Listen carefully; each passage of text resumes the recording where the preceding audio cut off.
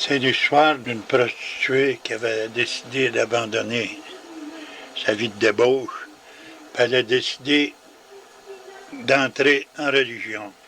Alors, définitivement, elle est entrée chez les sœurs. Puis elle avait gardé quelques mauvaises habitudes, par exemple. De temps en temps, elle a fait un petit maudite merde. Puis les autres sœurs de la congrégation trouvaient ça un petit peu aberrant.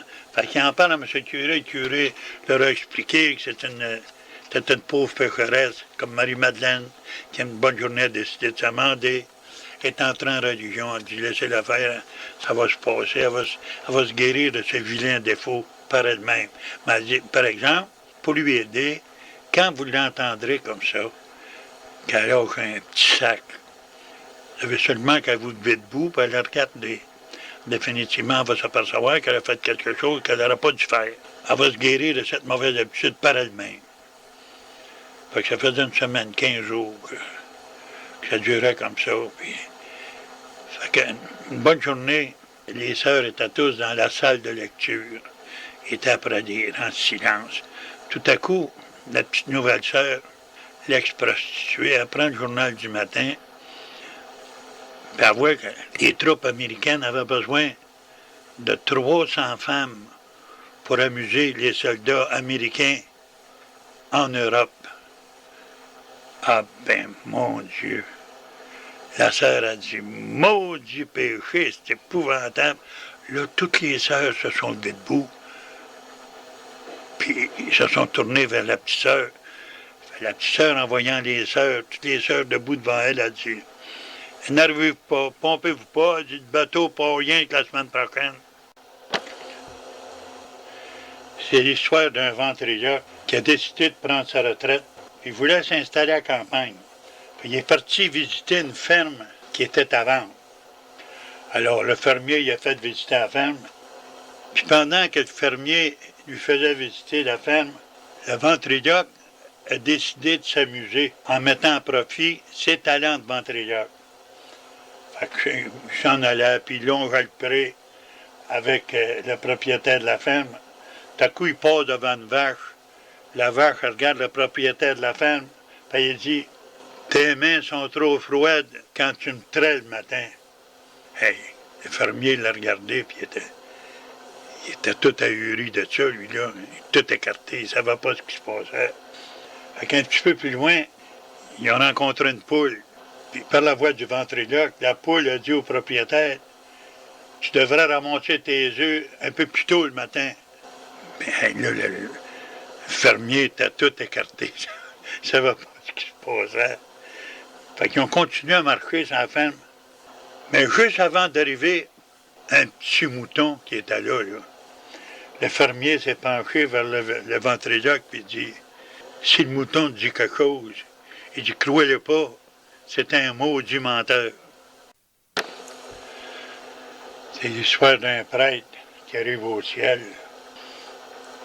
Il constate au ciel qu'on lui a réservé une moins bonne place qu'un chauffeur de taxi qu'il connaissait sur la terre.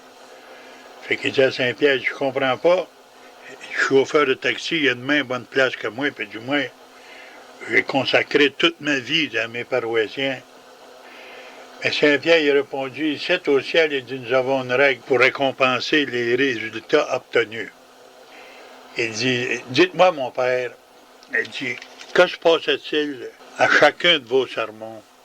Ben, le curé reconnaît qu'il y avait toujours 2-3 personnes qui s'endormaient pendant qu'il faisait ses sermons.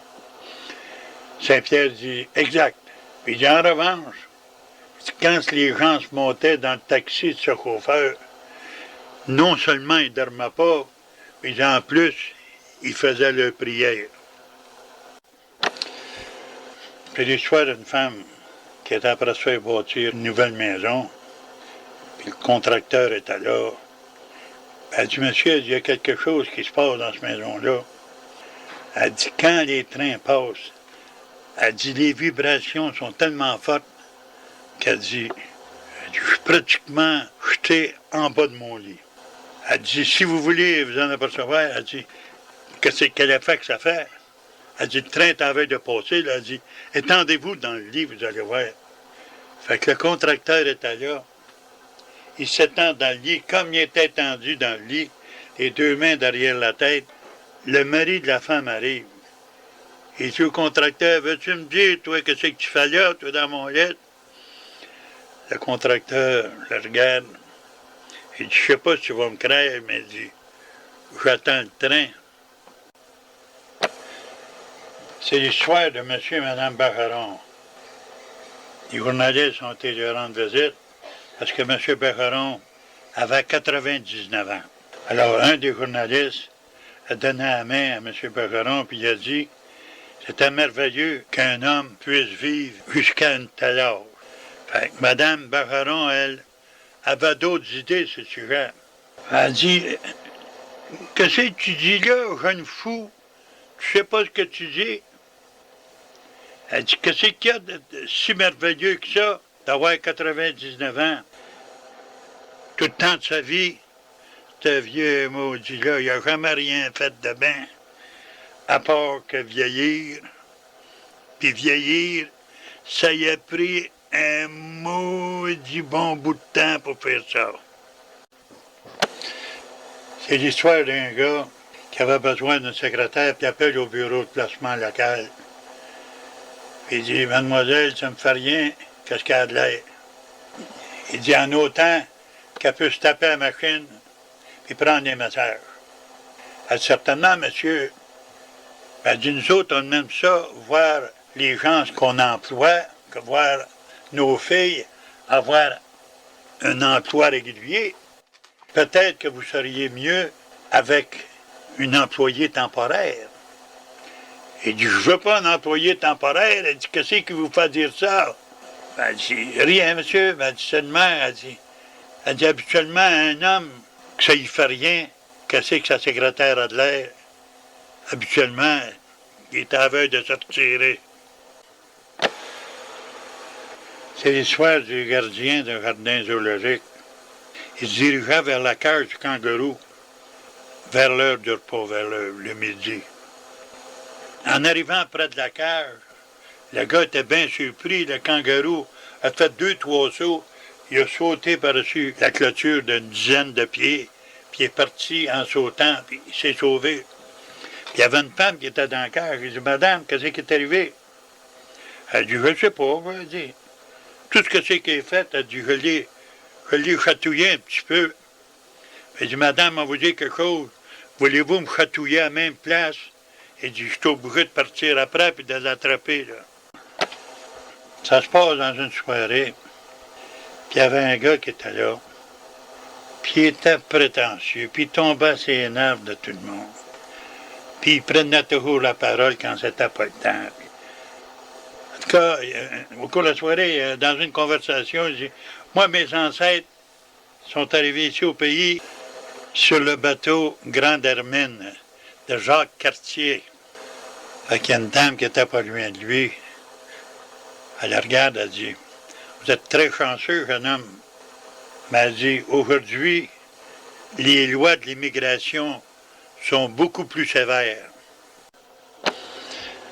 La religion, les gens sont encore croyants, mais beaucoup moins pratiquants qu'auparavant.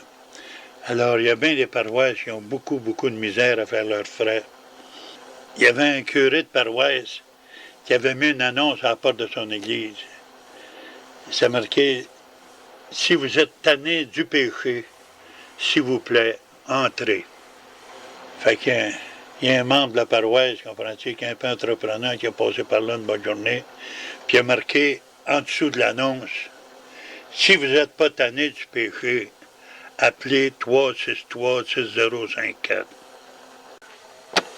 C'est l'histoire d'un vieux couple qui était après visiter le salon de peinture. Il y avait peinture une belle femme nue, complètement nue, puis elle avait seulement 2 feuilles sur les seins, puis une feuille à un autre endroit stratégique. Puis le petit vieux était là, puis il regardait ça. Puis sa bonne femme, sa femme, une vieille avec ça, elle la regarde. Elle dit au bonhomme, viens-t'en! Qu'est-ce que tu fais là? Qu'est-ce que tu attends là? L'automne, c'est deux filles qui se parlaient de la résolution de nouvelle année. Il y en a une a dit, moi, la nouvelle année, je tourne une page de ma vie. Elle dit, moi, elle dit, je veux changer cette année. Elle dit, si quelqu'un siffle, mettons, je marche à la rue, quelqu'un siffle quand je suis à la rue, je ne me retournerai même pas. Fait que l'autre a dit, tu ne te retourneras pas même un petit peu pour voir ce qu'il y a de l'air. L'autre a dit, non, non, non. On va continuer à marcher, mais plus tranquillement un peu. Que dans la vie, un homme traverse 3 phases économiques.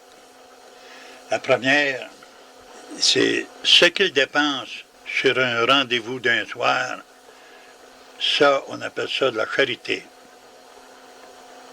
Ce qu'il dépense sur sa femme, ça, on appelle ça un tribut d'hommage. Et ce qu'il dépense sur son ex-femme, ça, on appelle ça de la rançon. C'est l'histoire d'un homme et une demoiselle qui s'en allaient dans un sentier amoureux en voiture, tranquillement le soir, des arbres, c'était très très beau.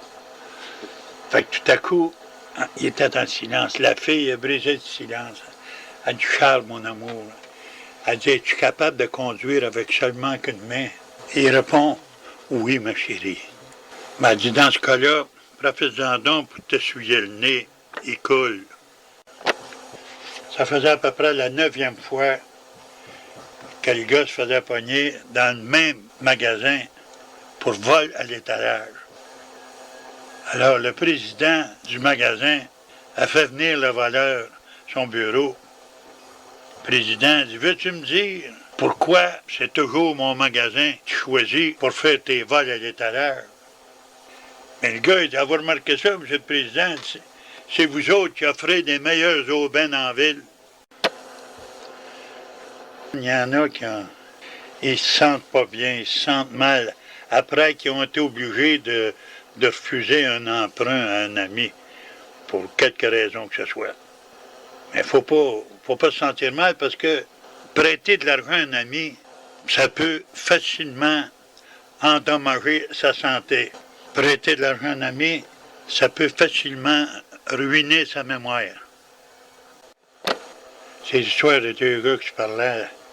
Il y en a un qui dit à l'autre, il dit, tu sais, mon magasin, ma mercerie pour hommes, là, ben, dit, on vient de lancer une nouveauté sur le marché, c'est sensationnel. La chemise d'homme sans boutons. Écoute, t'appelles ça une nouveauté, toi? Et, hey, ça fait 9 ans que je suis marié, puis il dit, ça fait 9 ans que j'en porte des chemises sans boutons. C'est un homme de certain âge auquel on avait demandé très souvent si vieillir avait ses avantages. Fait qu'une bonne journée, on lui demande encore si vieillir avait ses avantages. Fait que le bonhomme a répondu, certainement, jeune homme. Il dit, maintenant, à mon âge, je peux chanter quand je me brosse les dents. C'est l'histoire d'un gars bien pacté qui se promenait dans un cimetière. Puis il arrête devant un épitaphe, c'était marqué C.J. Pierre Bergeron, un avocat et un homme honnête. C'est bien maudit, ils n'ont enterré 3 dans le même trou. C'est un client qui rentre dans une boucherie, puis il dit au boucher, il dit, écoutez, regardez la dinde qu'il y a là. Je suis bien près de l'acheter, mais elle dit, c'est drôle. Elle dit, elle a une jambe bien plus petite que l'autre. Fait que le boucher, il répond, il dit, quand tu es entré ici, il dit, qu'est-ce que tu avais l'intention de faire? De la manger ou de danser avec? 2 femmes qui t'avaient parlé, fait qu'il y en a une, elle dit à son ami, elle dit, je sais pas quoi faire avec mon mari Charlie. Il est à un âge dangereux. L'autre a dit, qu'est-ce que tu veux dire? Elle dit, tu sais, elle dit, présentement à son âge, là, il essaye de prouver qu'il est aussi bon qu'il n'a jamais été.